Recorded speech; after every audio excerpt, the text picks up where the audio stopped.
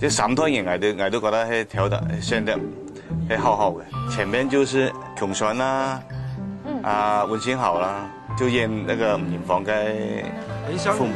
全就做不凶，然後水年冇錢，要做唔嚟買點。宣偉李玟啊，就演佢天二胎嘅家兩人，還有唐傳呢度咧，都非常嘅符合一個年代啦，一個性格。第3代嘅嚟講咧，有啲演員咧，佢因為語言嘅問題嚇，我哋冇頭先係講過冇近到呢條香港合法嘅。那我哋都潛到呢條咧，就是唔曉講嘅，睇咧佢一線上符合，那我哋都俾機會佢，俾時間佢咪去學習講客話。但係咧有個問題就係現場嘅演員咧，始終佢嘅演出嘅方法咧都老以前嘅唔同。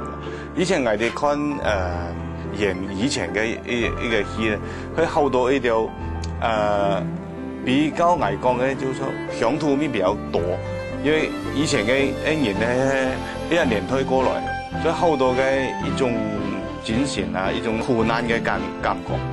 現場嘅演員咧就比較缺乏那一種嘅一種情感，那我哋都盡力去做到。後來撞牆，很痛苦的撞，頭破血流。演員愛行到轉去150年前嘅時代。幕後人員愛制造出老頭擺嘅環境，也所有嘅付出都係結出好戲嘅來源。